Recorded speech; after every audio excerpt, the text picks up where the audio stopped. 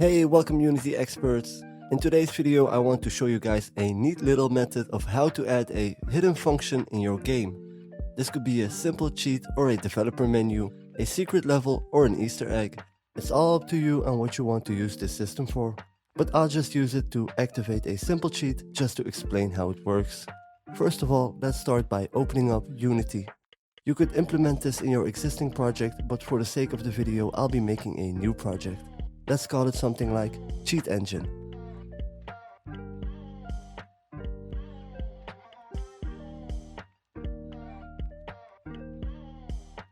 So once we're inside Unity, we go to our hierarchy and right-click on it.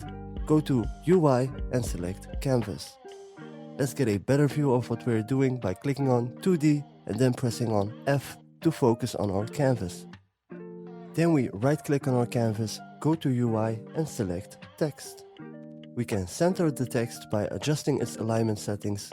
I'll just get rid of the free aspect and set it to 16 by 9. You don't have to do this. Once we're done with that, we can create our first script in the text object. This will be a script that will show the current score instead of new text. So let's call it something like score. Let's open that bad boy up to start coding. First off, let's start by setting the score to 0. We do this by setting the player prefs integer called score to 0 in the start function. It's important to add Unity engine.ui to the list at the top to make use of certain functions. We'll also add a public text object and I'll just call it score text. And then the update function will make sure that it continuously shows the current score inside the given text object. We do this by setting score text equal to the player pref we set up for the score, and don't forget to add .toString at the end. Let's save this and go back to Unity. Once Unity has loaded up, we can drag the text object to our score script.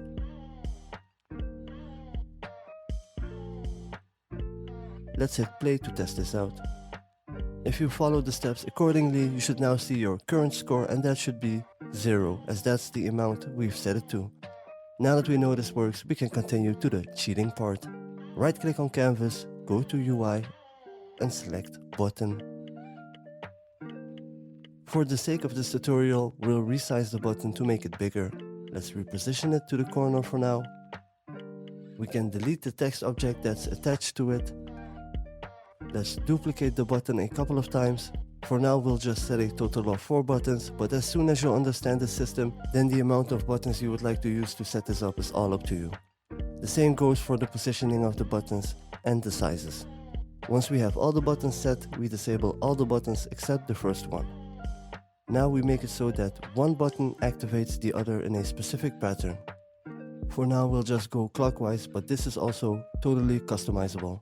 Button 1 activates button 2 activates button 3, and so on.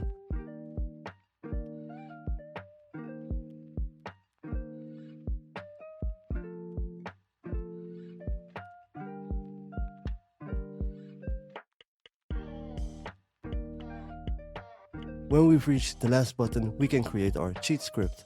I'll just call it cheat.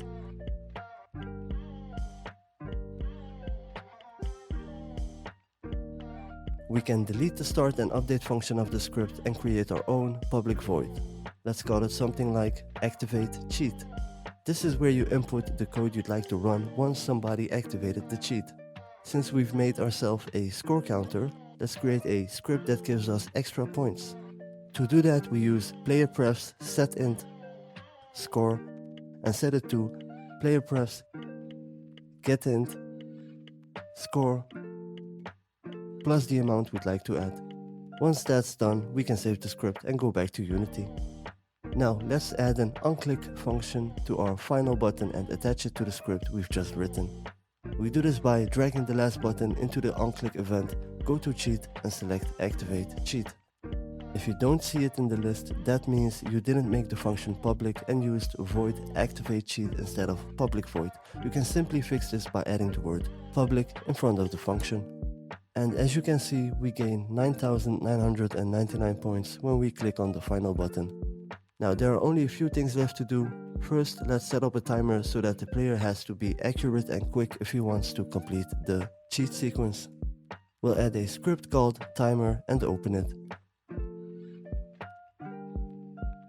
Let's delete all the unnecessary functions and add our own functions. The first one we'll call timer start and make sure it's a public void. Here we'll want to call a script that disables the game object after a certain amount of time. So we'll just say invoke timer end 2 so that it calls the function called timer end in 2 seconds. We'll make the function for timer end, and in here we'll simply just put game object set active false. If we save this and go back to Unity, we have to copy the timer script, select the remaining buttons, excluding the first button, and right-click in the inspector and click on Paste Component as new. Next we'll have to make sure that whenever a button is called, the timer also gets called alongside it, so we add an onclick event on every button that also activates the timer for the button that's being called. You'll find the function under timer and then timer start.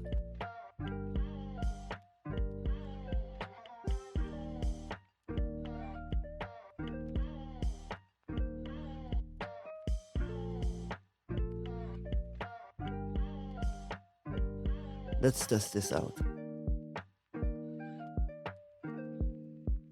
As you can see, whenever we call a certain button, we only have a period of 2 seconds to make it to the next button to complete the sequence.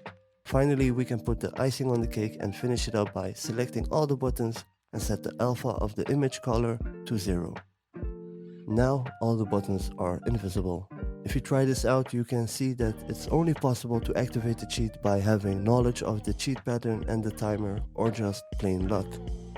But you can make this as elaborate as you like to have fewer players stumble upon it.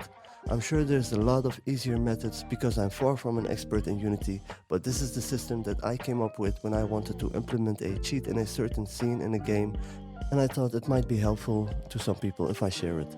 Hope you've enjoyed the video, and if so, don't forget to leave a like so that more people could find this video and learn from it. Subscribe if you haven't already, and feel free to comment if you have any thoughts about this game or know about any potential tweaks to make the system better.